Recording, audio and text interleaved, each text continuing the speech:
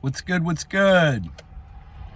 Yesterday was kind of a crazy day in that I had somebody go unhinged in the comments section of some of my recent videos. And I, at first it was entertaining and I was enjoying the engagement on my channel, but then it turned depressing relatively quickly because they were quite hysterical. It seemed like they were maybe having a manic episode and I was just an outlet for them. It was like comment after comment after comment after comment of somewhat abusive, antagonistic sort of comments. And ultimately, I understand this person is hurt. This person is broken in a sense.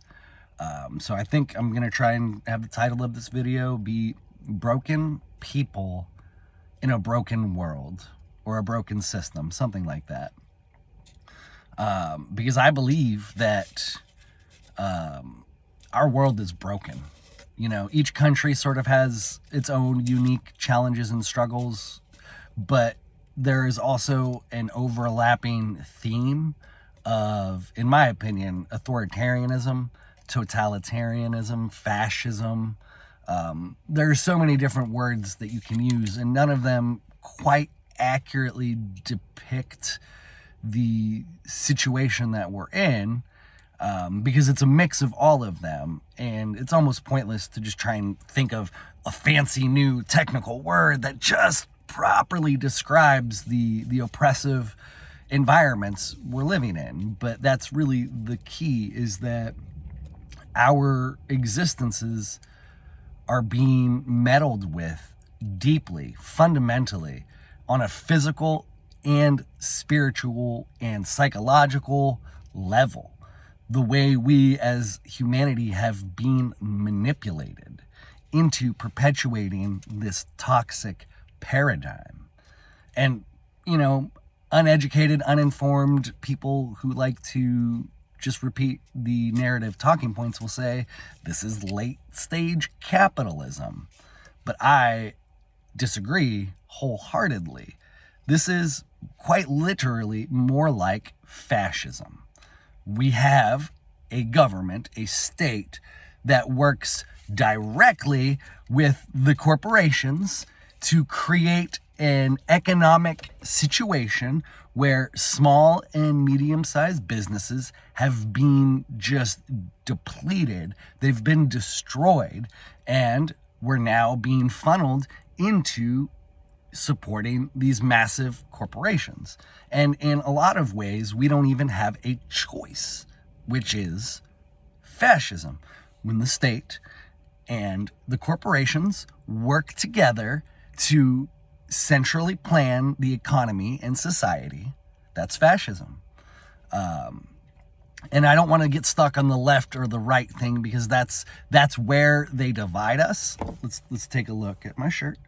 No division. So we need to not be divided as a working class people, and we need to unite against the ruling classes. They are the ones who have constructed this broken system that has broken a lot of people. And I'm not just talking about homeless people, because while yes, they are the most evidently broken and struggling, I think a majority of homeless people, not all of them, but a majority of them, are not mentally handicapped people incapable of surviving. They are highly emotional or emotionally intelligent people who are incapable of assimilating into a toxic paradigm, which is what we are in right now. I could be just saying that to make an excuse for my own situation, right?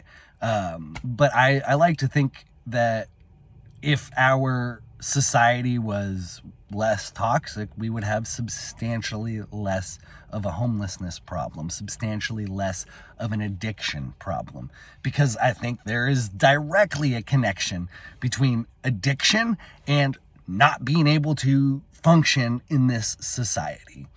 And there might be certain subjects we disagree on in which might be considered dysfunctional. But overall, I think, and again, let's get back to the no division theme. Overall, a majority of people sense, they know, they see that something is desperately wrong. Desperately wrong, not the right word. Something is direly wrong, just very wrong. They see that something is very, very wrong.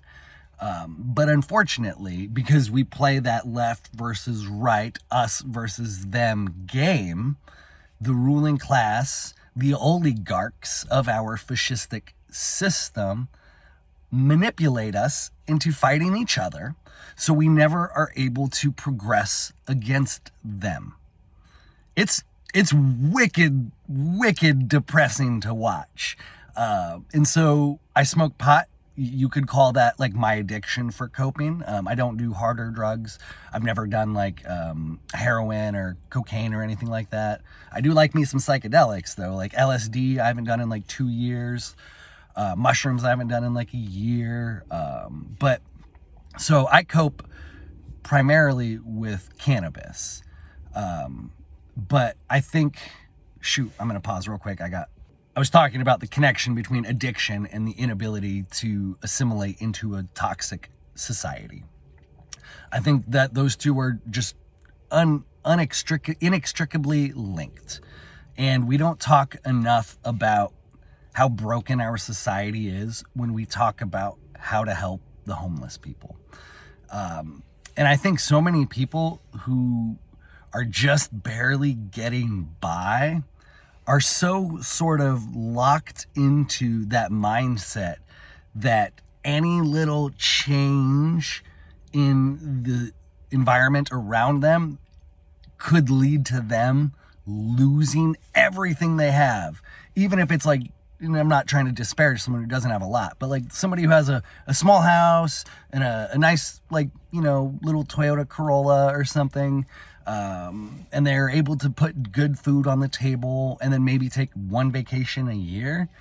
I can see how those people would not want to rock the boat, because to climb, to get just to a place that's just kind of okay, man, it would suck to lose that, especially when you look around and you see people like myself who are struggling, who are deeply depressed, even though I can coherently and eloquently put out a message in a video.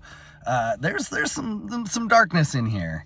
And so those people, and they exist on the left and on the right, the people who are just barely making it don't want to make any major changes because they don't want to lose what they have, not realizing that if we were to make little changes at a societal or social individual level that could actually elevate everyone, they're afraid to ponder that because, again, like I said, they don't want to lose what they have.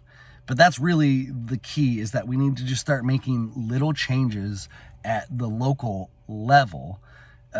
It's so easy to want to just think that national control and national sort of attention and national projects are the answer, but it's really not. It's really local action is the answer.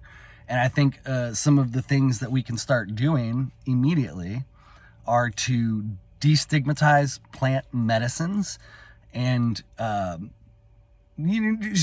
yes, it would be nice if they were legal, right? But we need to just stop worrying about legal. And we need to start thinking about moral. To me, morality supersedes legality. Because there are some things that our laws, like the fact that these plant medicines are illegal, to me is immoral.